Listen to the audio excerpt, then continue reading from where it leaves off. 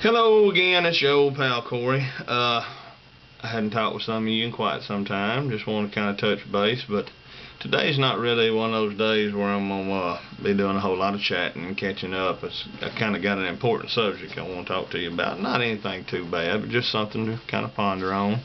Today I want to talk to you about substitutes. Not substitutes like substitute teachers like you had in high school, or I guess something like more along the lines of like sugar substitute. How they had saccharin at one time, and they found out that'll make you sick, so they got the NutraSweet. Now they got Splenda. But anyway, it takes pretty good place of sugar in most things. And they may not be perfect, but I mean, kind of one of them things you can swap out. Well, anyway, another thing like that I've been thinking about, just how things swap out. Like this, apparently they got these credit cards now that, like, you go to Walmart or you go down to the Jiffy Mart or Little Caesars or McDonald's or something like that, and like instead of giving them like green money, you pay with a credit card. But I found out, this is why I'm warning you about this stuff. I found out the hard way that it ain't really like a swap. Like they want you to, I should have read that brochure, but they want you, and I did after, a little bit after, they want you to pay all that back. So it ain't like you just don't fall for that, because like you got to keep up with stuff, you got to write stuff down, you got to check the mail like once every couple of months, because they want you to they want you to pay that stuff back. And the catcher is, if you don't, even if you do later on, you wind up owing. That's basically how it works. Stay away from the credit cards. It is not a good substitute for cash. Another thing that is not really a good substitute, I've been, been trying to work out a little bit, and I'm trying to get in better shape, and they say that turkey is a good substitute for a lot of different meats. And I bought me some of that turkey pepperoni the other day. Not happening. Jacked my pizza all up. I'm sitting there and I'm going, I taste turkey on my pizza. Turkey don't belong on pizza. And then they make like turkey jerky.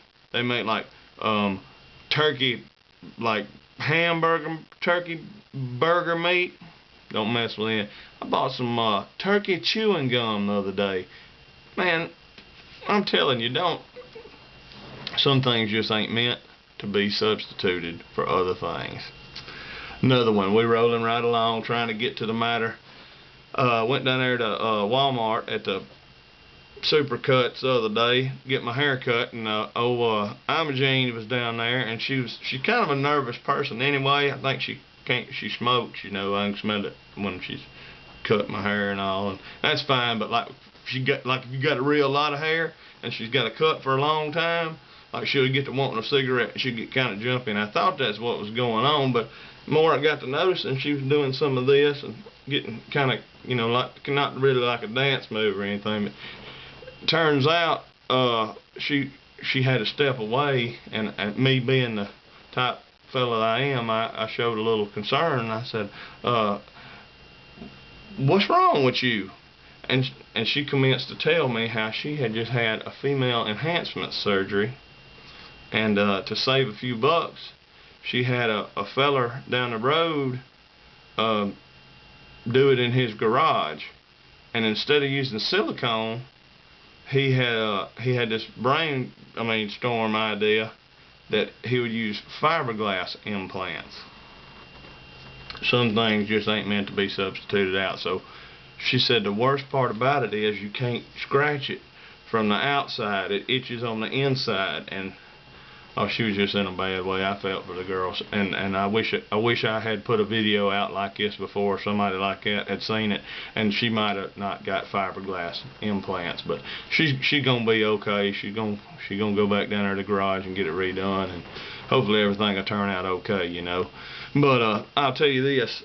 Moving on to the next part of the story. I was down there the other day at the motocross track, or out behind the Walmart down there to the dump, and I had loaned out my motorcycle helmet. Well, of course, you would obviously think right off the bat that this would be a great substitute until you get to going.